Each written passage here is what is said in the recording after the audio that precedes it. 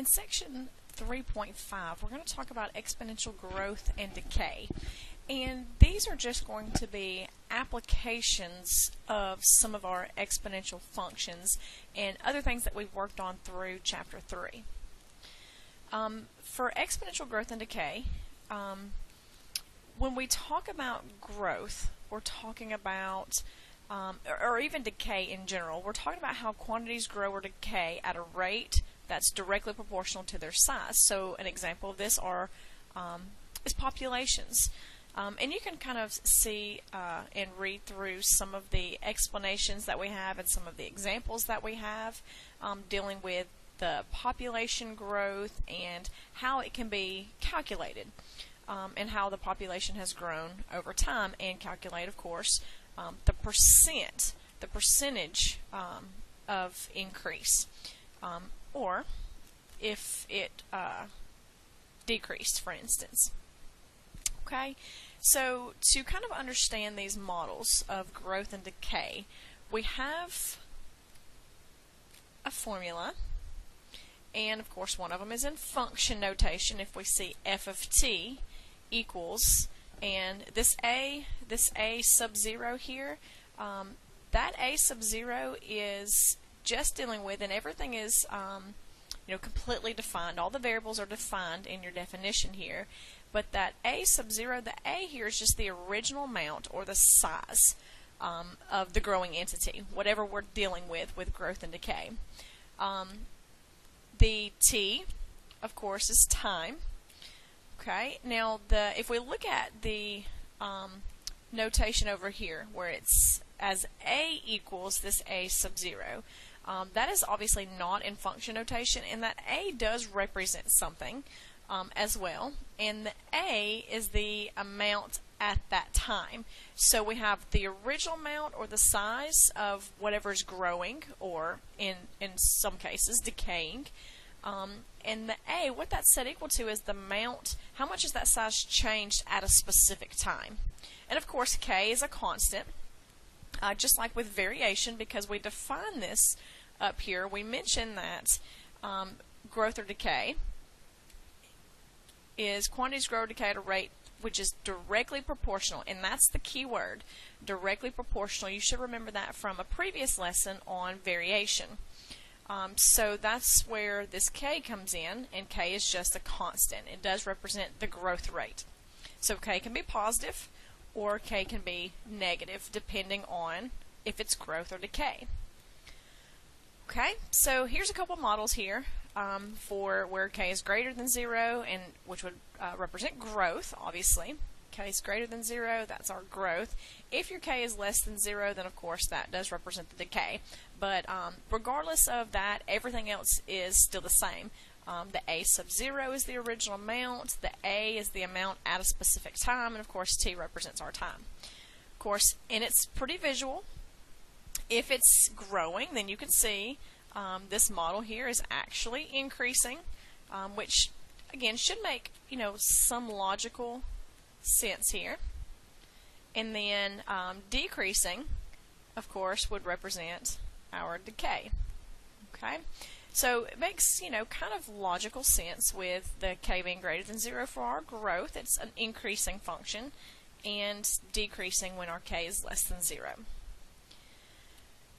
Alright, so let's look at a couple examples of how this can be modeled and how we can, not necessarily predict things, but look at things and see how things have grown. And, you can use it to predict what may happen in the future based on what is happening over, the current years. So for the first example, we're going to look at modeling the growth of the U.S. population. It does say the graph in figure 3.22. That is just referring back to your textbook, so we don't actually have that figure here. But it's a graph that shows the U.S. population in millions for 5 selected years. So the graph is going to show you from 1970 to 2010. And it says in 1970 the U.S. population was 203.3 million. In 2010 it had grown to 308.7 million. So we have two parts of this problem, and ask us to first find an exponential growth function. Now, obviously, if it hadn't have said the word growth, we would know it's a growth because obviously it went from 203 to 308. So we can see just with the numbers that there's obviously a growth here. So all we want to do is model the function for the data for 1970 through 2010. So the formula that we were given, of course, we can write this as f of t, write it in function notation, but we need to use the actual variables so we can see what we have. So again, we have the a, which is the amount within a specific time, and then we have this variable here, which again is just our amount or size that we're starting out with. And then E we know is our natural base, which is equal to approximately 2.72, so we know that's also a constant. The K represents the constant, and then of course the T is time.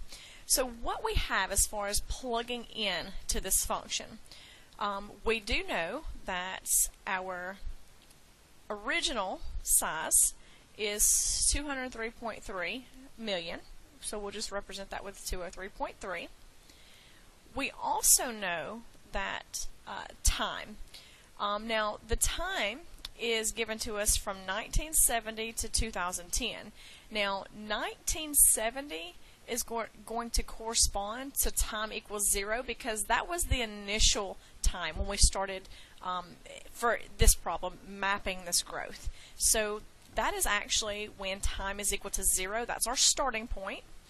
And then, of course, we're looking from 1970 through 2010, so that is a total of 40 years. Okay, so T is equal to 40. And then, of course, the A is the amount or the size at the specific time that we are looking at, and the time that we're looking at is 2010, the current size, which again not as current because we're obviously in a different year, but for this problem the current time, so that would be 308.7. Okay, so as far as modeling this, we have plugging these numbers into our function. We have 308.7 equals the A sub 0, 203.3 times E to the K times T, which is going to be K times 40. Of course, we know that we can write that as just 40K. Okay, so if you want to rewrite that, K40, we just want to be mathematically correct and write that as 40K. Okay, so we want to solve this for K because if we're going to find the exponential growth function that models the data for this time, we need to know what K is. That's kind of what we're getting to so that we can see, okay, if we move into 2015 and we can kind of plug that in because our K is going to be constant. We can kind of see the pattern or the trend that's going to be happening.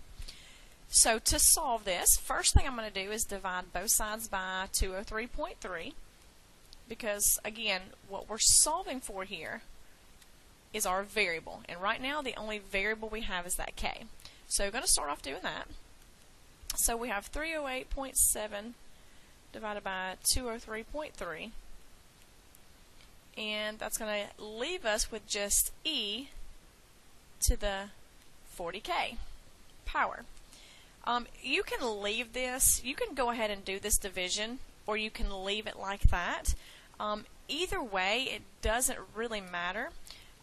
We know that when we deal with decimal answers, we tend to round, and that will actually, even if we round it correctly, that will actually leave our answers off by just a few decimal points. So I'm going to leave it exactly 308.7 divided by 203.3 just for now.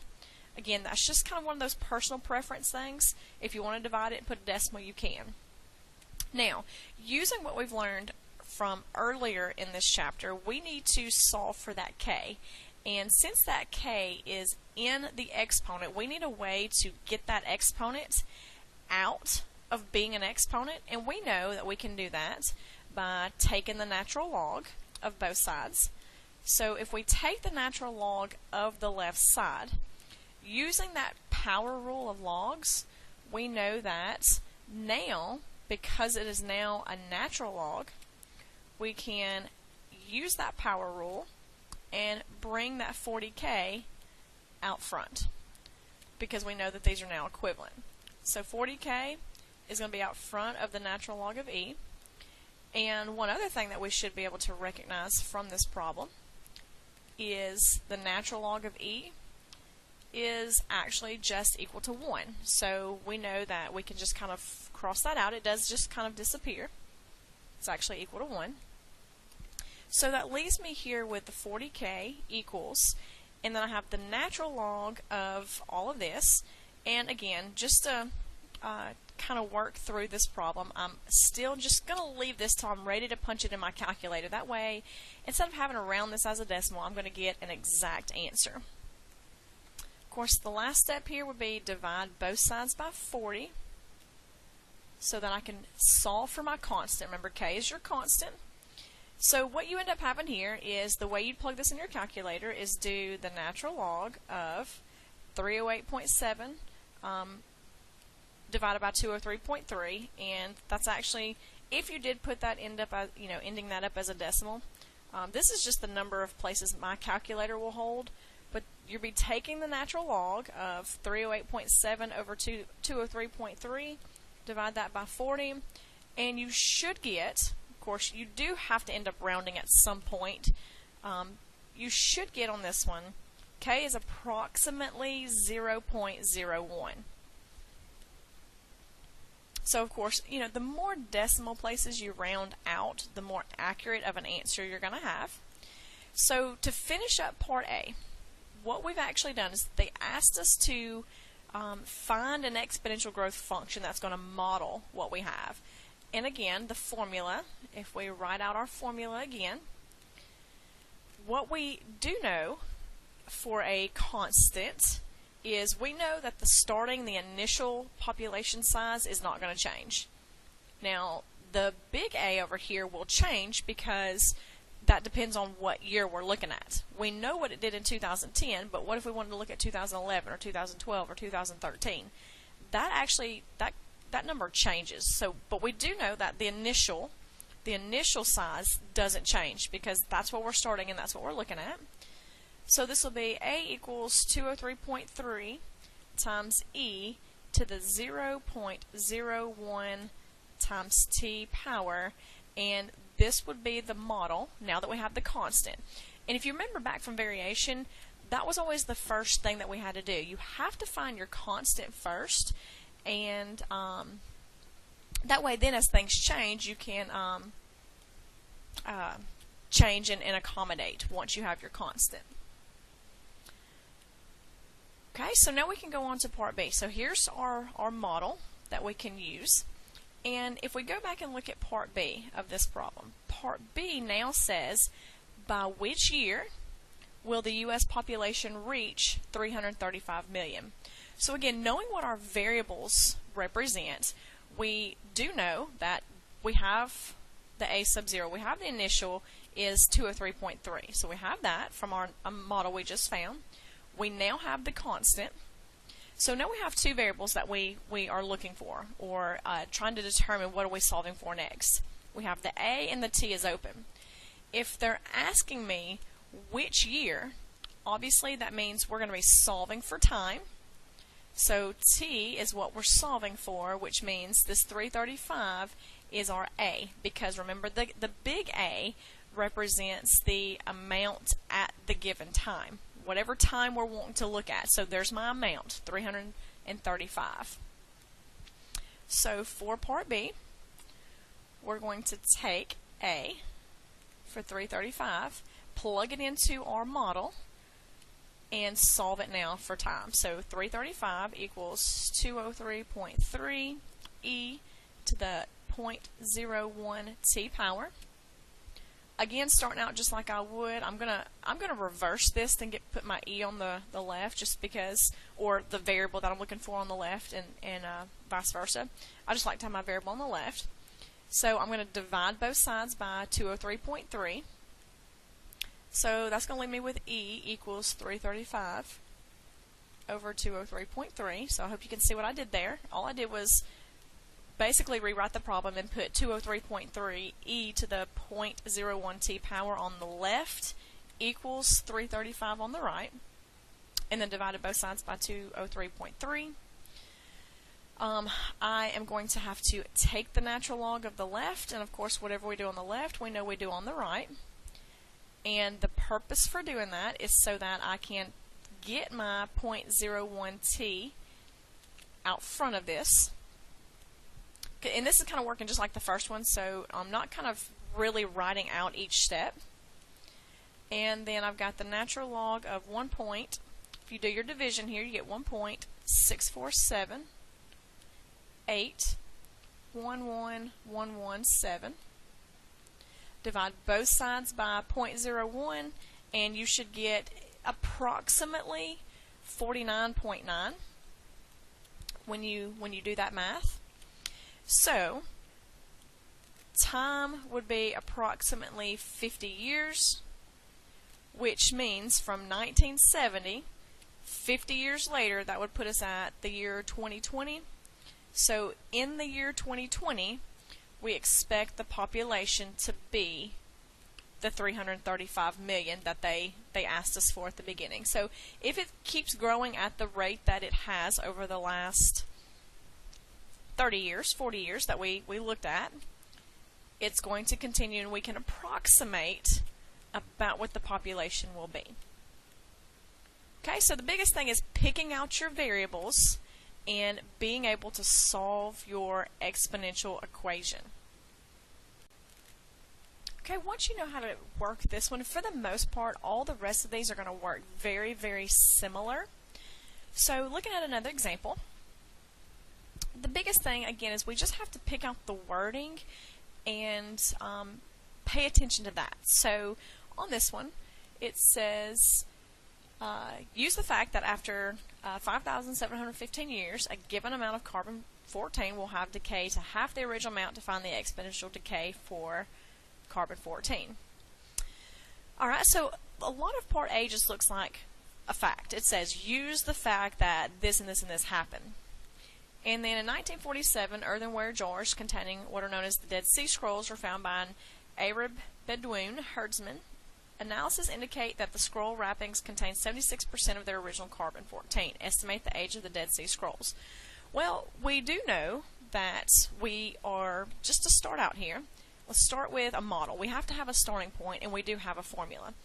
And our model is the same function here that we've been using.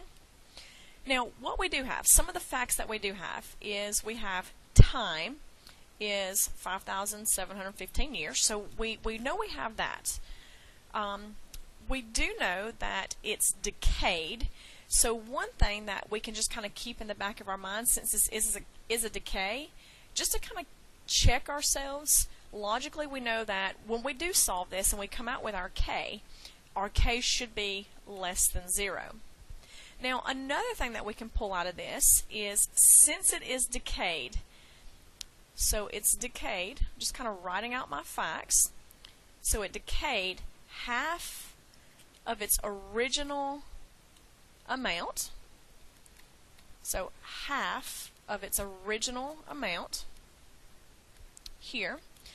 If the original amount represents our a sub 0, that's always our original amount, and it's half of that, we take whatever our original amount is and divide by 2. Now, that is actually now, that's what our A is equal to, because they say that where it is now, it's decayed to half the original amount. Well, again, you got to know what your variables represent. Since this variable is represents our original amount, and the A is what we're looking for, what it is at the current time, and we know it's half of the original, so it's going to be whatever your A sub 0 is divided by 2. So just using those facts, again, the facts always help us, and they do apply something to the problem. So using that, we have, again, let's kind of start over with our model. If we know that the A is equal to the original divided by 2, and we look at this problem. Of course, we know that technically there's a 1 there. We also know, just math rules say that whatever you have on the left, that's the same thing on the right. They would cancel each other out. If I divided both sides by that variable, they're going to cancel each other out. So what we actually have here is just 1/2 equals e to the kt power. And we also know that t is a fixed constant of 5,715. So we can plug that in as well. And I don't know why I wrote that together. Let's have this 1/2 equals.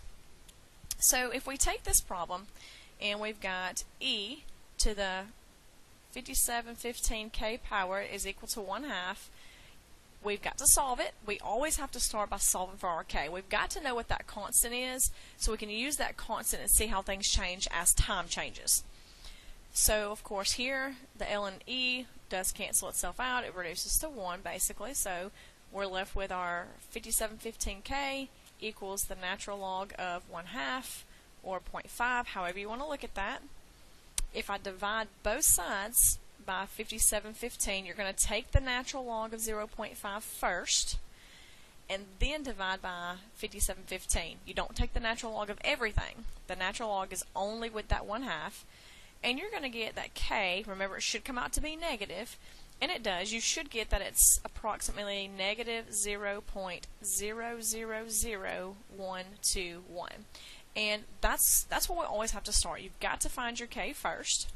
So what we actually have now is A equals our original amount times e to the negative 0.000121t power. And there is just a model for this decay on this problem. Alright, so now they didn't tell me to do that for part A. They just said use these facts. But from what we know is no matter what, if we're going to find anything of how much this has changed or looking at specific times, we've got to have that K. So we always have to start there. Now for part B, we have 76% of the original carbon-14. Alright, so I want to estimate the age of the Dead Sea Scrolls.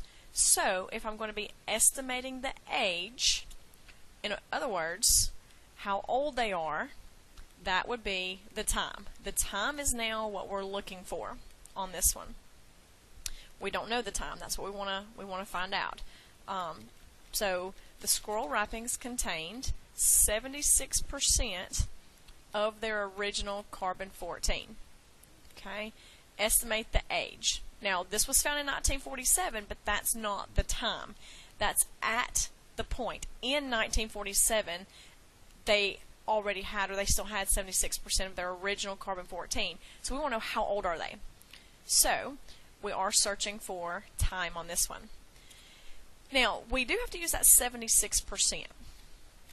So let's kind of think about what we have.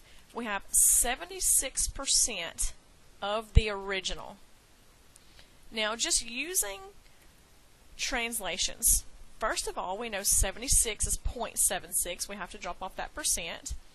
Of always translates to multiplication, and the original is our variable, which is the original. That's always the amount at the original size, the original amount. So this is what we have. So we have 0.76 a sub 0 is equal to the current amount. So at this current time in 1947, that's the amount currently. It's 76% of its original. So we're just going to take that. So again, going back to our model, we have A equals the original size times e to the negative 0.000121t. So plugging in for A, 0.76 of the original, and still have everything over here on the right. again, whatever you have on the left, that's the same thing on the right. You could actually go through the math of dividing both sides, but they're going to end up canceling themselves out anyways. We're left with 0.76 equals e to the negative 0.000121t power. Got to solve for t, which means take the natural log. Whatever you do to one side, you got to do to the other side. So I'm going to reverse this really quickly. Negative 0.000121t is all I have left, equal to the natural log of 0.76. And from here, it just becomes our calculator work. Divide both sides by your negative 0.000121, and you should get approximately 2,268. Now, that's how many years old the Dead Sea Scrolls are. That's what we're looking for in this problem. Dead Sea Scrolls are approximately 2,268 years old. Now, that was in 1947. So, to find currently, it would be 2,268 plus the number of years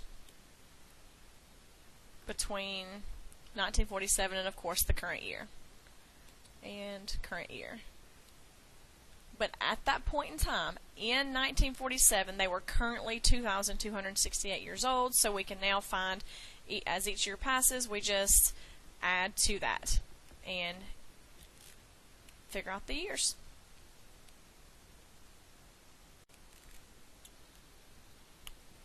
Okay, for the next example. Again, for the most part, all these examples are just different situations, but the math is still the same. Now, for the following example, we have a logistic growth model. It says, from population growth to the spread of an epidemic, nothing on Earth can grow exponentially indefinitely. Growth is always limited. At some point, it's going to be limited by something, and it's going to stop. And you can see that figure in your textbook. The logistic growth model is a function used to model situations of this type. So the mathematical model for limited logistic growth is given by the following. So we've got one form is given to us in function notation, or f of t, and the other one is given us out of function notation into a equals. So you can see here that these are the way that they're modeled, but if you look at example 3, it's given for us. The function is already given to us, and they give it to us as f of t equals 30,000, 1 plus 20 times e to the negative 1.5t power. Now, one thing I want to mention really quickly before we actually work this problem is back up here dealing with this limited growth. As time increases, so as time approaches infinity, because remember we're talking about growth being limited. Nothing on Earth can grow exponentially, okay, indefinitely. Let me add that. It is always going to be limited, so to understand that and understand this growth model that we have, as time is going to increase, so as our t goes to infinity, the model here, this function, this model up here, is going to approach 0. And again, that's just one of those things. It's like taking a constant over a number that's going to keep getting bigger and bigger and bigger and bigger. So to show you what I mean, if you just take a constant, let's just say 1, and we put it over 2, and then we put it over 3, and then we put it over 4, and we put it over 5. If you just keep getting these numbers bigger and bigger and bigger, eventually your number is going to approach 0, and you can just test that in a calculator. Just to kind of show you what we're dealing with here. Of course, we know that 1 over 2, or 1 divided by 2, is 0.5. If we do 1 over 4, we get 0.25. 1 over 16, 0.0625. If I just keep growing this, 1 over 200, 0.005.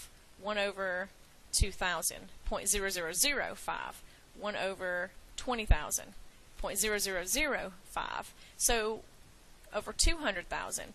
You're going to keep seeing these zeros are just going to keep adding, and it's 0.00000. So you can see that that's the idea that we're discussing here, that as this time, so as the time keeps going to infinity, as these numbers in the denominator getting bigger and bigger and bigger and bigger, eventually it's going to approach 0, which means as time goes on, eventually the function is going to approach 0. It's going to be, the growth is limited.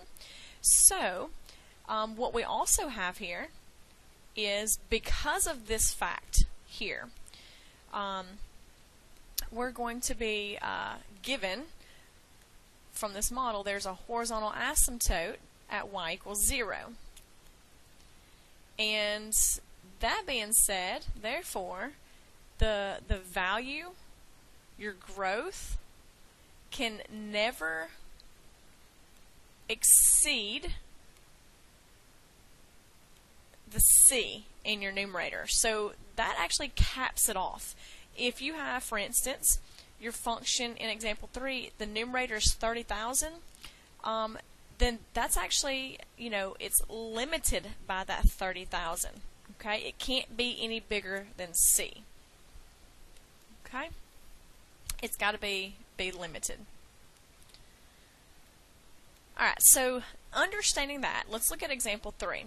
We have the function, we have the model here. It's this function specifically describes the number of people who have become ill with influenza, with the flu, 2 weeks after its initial outbreak in a town with 30,000 inhabitants. So, and why I said what I just said about going into this limited size, if there's only 30,000 people that live there, then the number of people that can get the flu, it's capped off at 30,000, because that's all the people that's there.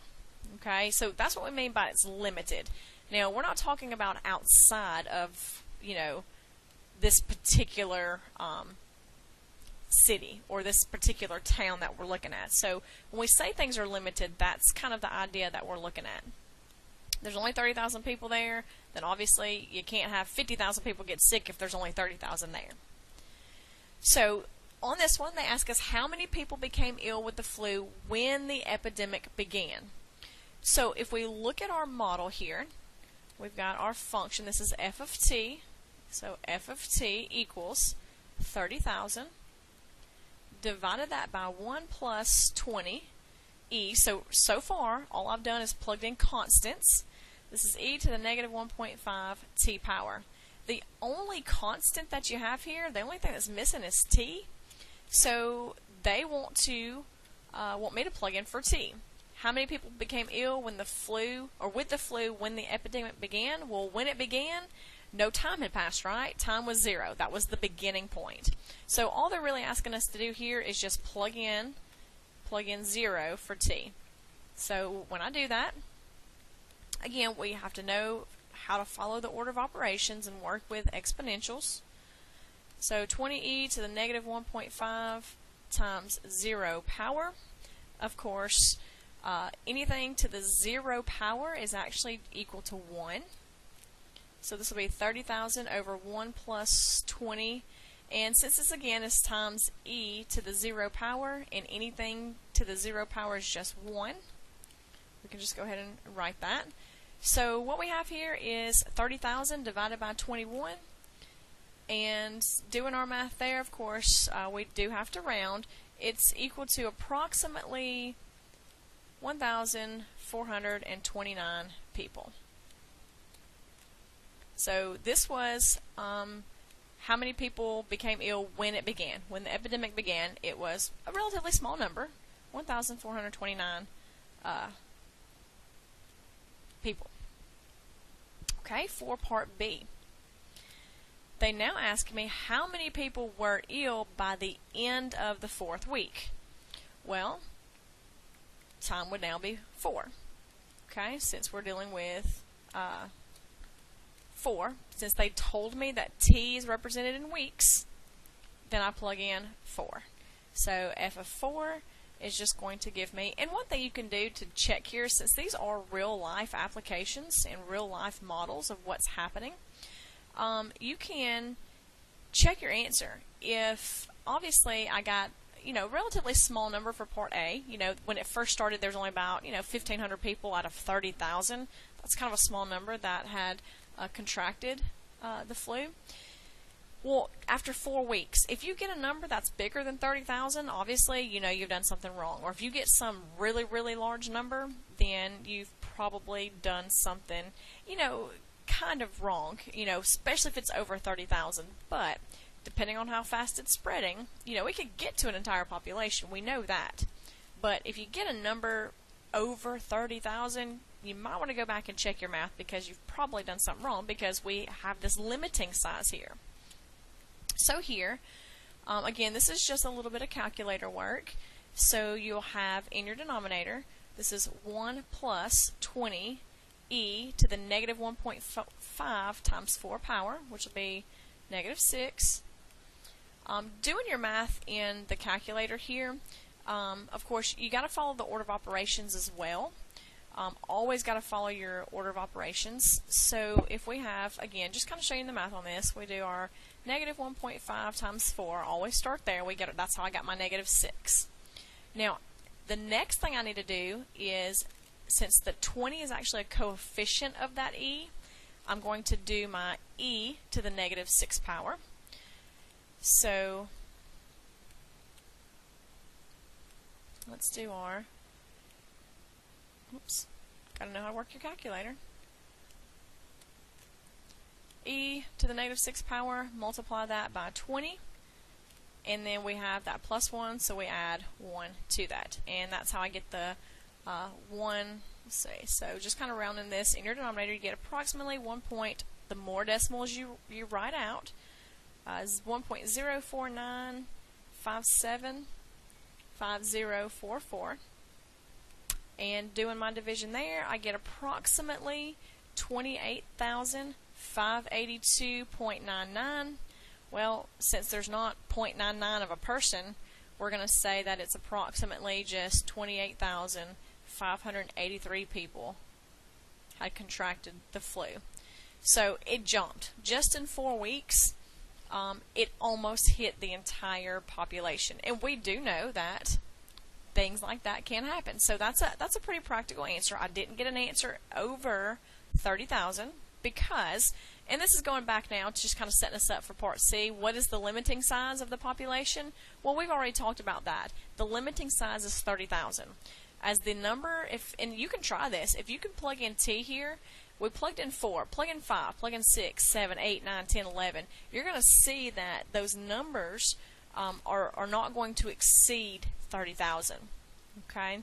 Because that's all that can get it, because that's the only number of people that it can possibly get to. Alright, another type that we have dealing with exponential growth or decay is modeling cooling. And this goes back to Newton's law of cooling. And it states that the temperature of a heated object decreases. Obviously, it's going to cool down if it's sitting from, take something out of the oven and set it in room temperature. It's going to obviously decrease. It's going to cool down exponentially over time towards the temperature of the surrounding medium, which means your room temperature, whatever's surrounding it. Okay? And again, there's formulas, there's models for all of this. And the temperature of a heated object at time t is given by the following model. The C, everything is defined for you. The C is T equals C. The C is the constant temperature. So if you set it out in your house and your house is set at 72 degrees, then that would be your constant temperature. That's what's surrounding your object. Your T sub 0 is the initial temperature. And you'll notice anytime you have this notation, T sub 0, A sub 0, V sub 0, sometimes that gets into some physics and some stuff that you'll see like in a calculus class. We can also say this is V naught is another way of looking at that versus saying sub 0. But it is a subscript, and it's always, I'm not going to say always, but when you see that, it's usually referring to the initial temperature, and that little subscript of a 0 there is usually referring to the initial whatever that variable. So the V represents, in other problems that we might see, is velocity, and that would be the initial velocity. So if you took an object and threw it, it would have some sort of initial velocity. So just to kind of give you a little background on some of the notation that you see. But T sub 0 is the initial temperature. Of course, our K is, in this case, a negative constant because we know it's going to be cooling down. It's not going to be getting hotter if you take it out of the heat, if you're allowing it to cool. So your K is a negative constant. Of course, that's associated with the object that is being cooled down. So, to look at how you can apply this form, this model, we have a cake being removed from the oven. It currently has a temperature of 210 degrees Fahrenheit. It is left to cool in a room that's set at 70 degrees Fahrenheit. After 30 minutes, I've checked the temperature of my cake and it's cooled down to 140 degrees. Okay, so for part A, they ask me to use Newton's law of cooling, which means I'm going to be using my formula here that's given to me, minus C times e to the kt power. So we know we're going to be using Newton's law of cooling to find a model for the temperature of the cake. So use a model for T after little t minutes. So there's 3 different t's in this problem, and they all mean something different. So again, kind of goes right back to what we were looking at the very first few problems. You have to know these variables and know what they're representing and what they stand for. So what I do have in this problem is I do know that the temperature, the 70 degrees, that refers back to my C,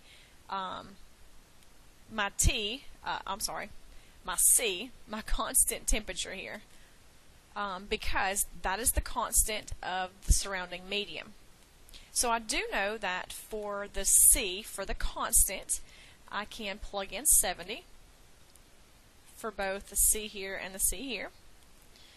The other thing that I do know is the 210 that's given to me. Now that is the initial temperature, because I'm starting it out, when I pull it out of the oven, I'm starting it out at 210 degrees. So that's my initial temperature of the cake. Alright, so now notice that it does tell me after 30 minutes it's hit this. So we're going to use those things. At T equals 30, the temperature is 140 degrees at this point. That is going to allow us to now solve for the constant. So now we can say, okay, after 40 minutes, after 50 minutes, after 60 minutes, what is the temperature changing to? But you got to have that constant first. So we have T equals, just our model, 70 plus 210 minus 70 times e to the kt power. So time is equal to 70 plus 140 e to the kt power. So that's our model. It says use Newton's law to find a model. So there's our base model, 70 plus 140 times e to the kt power. And here's where we have to use this, because your first step is going to always be find your k. So we'll plug in for 140 equals 70 plus 140 times e to the k times t power, and in this case t is 30 minutes. So we get, go ahead and subtract your 70, we get 70 equals 140 times e to the, go ahead and write this as 30k times 30k. Divide both sides by 140, that's going to give me 0.5 equals e to the 30k power. Again, just personal preference, I want to write that as e to the 30k equals 0.5. I just like to have my variable on the left. Take the natural log of the left, which means take the natural log of the right, which allows me to get this 30k out of the exponent. So 30k is equal to the natural log of 0.5 or 1/2, however you want to look at that. So when I divide both sides by 30, I get that k is approximately negative 0.0231. And this also gives you a checkpoint because we know that it's cooling down. We know that the k should come out to be 0. So that is one thing that should always be a test for you. If you come out with a positive, that means your math is wrong somewhere. So plugging this back into my model, what my official model is 70 plus 140e to the negative 0.0231 times t power. And now from here we're ready to solve everything else in this problem. So part B, what is the temperature of the cake after 40 minutes? So for part B, what is the temperature of the cake after 40 minutes? So now we're going to plug in for T and solve for the big T. See what the temperature is going to be at that point. So T equals 70 plus 140 e to the negative 0.0231 times, we're going to see, alright, so it's cooled down after 30 minutes. It had cooled down to 140 degrees. So we're going to see what happens as another 10 minutes passed. How much more did it cool down from 140? So again, using that and thinking about that, if I come out with an answer like over 140, more than 140, or some really, really small answer, something's wrong because you're thinking it's currently at 140 degrees. I just want to know about for 10 more minutes, which is relatively not that long of a time, how much more did it cool down? So this is again just a matter of plugging this into your calculator, following the order of operations, which can be kind of difficult. So make sure that you do everything. First thing I have to do is do my exponent, negative 0.0924. The next thing I have to do is, because this is 140 times that e, you have to do, just again, all I've been doing in all these examples is just following my order of operations. So we're on the exponents. We've multiplied the exponent. Now we have to actually compute that. So again, following what you should do here is you should plug in your exponent and do your 0.0924, your negative exponent, raise it to the e to the negative 0.0924 power, multiply that by 140.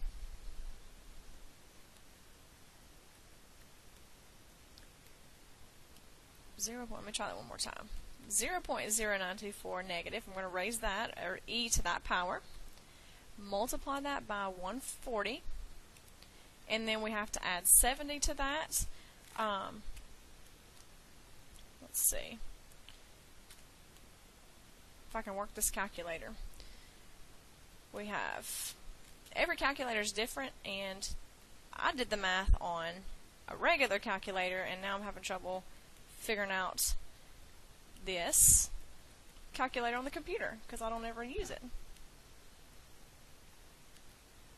And that's not giving me right answers. So, and the way I knew that, obviously I'm punching in the calculator wrong because I got an answer in that calculator of 197. Well, we know that it was at 140, but the correct answer here on my calculator, not the calculator on the computer, was 125.5 is what you should get for your answer there. So we say that it's approximately cooled down to 126 degrees Fahrenheit. Alright, and so I do see what I believe was incorrect about the calculator, because looking back at my math here, I wrote an extra 0 in there. That's actually just negative 0.924. I had an extra 0 in there for some reason. Let's go back and try that.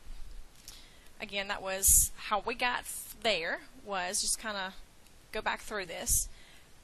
0.0231, it's negative, times 40, gave me negative 0.924. I had an extra 0 in there trying to plug it in my calculator. We want to raise that to, or e to that power, multiply that by 140, and then add our 70. And again, little things like that, and that's actually a good point, because I did the math in my calculator right, but I wrote it down wrong on my paper, so or on the screen, and trying to show you guys how to plug in a calculator. You know, those little things happen. So what caught me was I was getting an answer of about 197 degrees, and that triggers me to say, okay, that's not right, because that's more. It couldn't get hotter, because we're currently at 104 or 140, excuse me. So that triggered me, and it was just a matter of I was plugging in, 1 0, an extra 0. So again, always good things to kind of think about right there. Okay, so that's what it is after 40 minutes. And then for part C, the last part here, they ask me to, or ask me, when will the temperature be 90 degrees? So we know that was at 140, and now it's dropped to 126 approximately. So we've got at 30 minutes, it was 140 degrees. After 40 minutes, it had dropped to about 126 degrees. So now they want to know how many minutes have passed for the temperature to get all the way down to 90 degrees. So since this is representing big T and this is representing little t, I now know, using my same model, because the model hasn't changed, our model is still T equals 70 plus 140 e to the negative 0.0231 t power. So there's our model. We're now trying to figure out, okay, what is the time going to be? What is that little t if I get my big T down to 90 degrees? So we're going to plug in 90 equals 70 plus 140 e to the negative 0.0231 t power. And from here, the math is the same as all the other problems that we worked. I'm going to subtract my 70 over, leaving me with 140 e to all of this. Divide both sides by 140, so that leaves me with my e equals that 20 divided by 140, which is going to reduce to 1 over 7. Taking the natural log of both sides allows me to get just my exponent, negative 0.0231 t equals the natural log of 1 over 7. And final step here is take the natural log of 1 over 7, divide that by my negative 0.0231 power, and you should come out with approximately 84.2. So we're going to conclude this that after approximately, we obviously can't round up to 85 because it's just 84.2, but after about 84 minutes, the cake will be equal to, or will be at 90 degrees Fahrenheit. So again, all of these, even though there's genuinely different models for each situation, they all model exponential growth and decay, and the math of it pretty much works out the same for all of them. But you have to pick out and label the variables, label what everything stands for, label what you have, and then you can kind of see a pattern here that we find the K first, and then from there we can try to see what happens as the model changes, as time passes, or as things grow. The last thing that we do have dealing with exponential growth and decay is modeling data, and we've been dealing with these models that I just mentioned, and we can actually create functions that model data by observing patterns in what we call scatter plots. So the figure, which I have here, figure 3.24, shows scatter plots for data that are exponential, logarithmic, and linear. Well, we know what linear means. From a previous section, we know what it means to be exponential when we're graphing things like 2 to the x power, or 3 to the x power. These models look like this. And we know that when the exponential base is, say, a fraction, like 1/2 to the x power, 1/3 to the x power, they have a genuinely same shape, but one is increasing and one is decreasing. Of course, this one's increasing, this one's decreasing. Same thing for the log functions. When we graph those, we know that they're inverses of these exponentials. So for instance, these cross through 0, 1, these cross through 1, 0. And you can see the idea here of the log functions. And of course we know linear, are straight lines. So all we're actually going to do on this last example here is we are going to just choose a model for data. We're not going to actually work anything out, but we have a data in this table, in table 3.6 over there. It says it indicates that between the ages 1 and 11, the human brain does not grow linearly or steadily, which means it's not just saying, okay, we start here at 1 year old and our brain doesn't grow just straight. And it says a scatter plot for the data is shown, and you have some dots here of some data. And it says what type of function would be a good choice. Well, we know that it's not linear. We can throw that out. If it's kind of starting here at 1 and it's going up, it's increasing. And all we're doing is looking at all 4 of these models that's left here and picking the one that it looks the most like. And obviously that would be logarithmic. Okay, and that kind of goes back to a lot of the things that we've done in this course specifically is you have to have that relationship between seeing a function and knowing what its equation is, and then vice versa. And that's all we're doing here is just looking at the data and being able to interpret what am I looking at, what type of function am I looking at.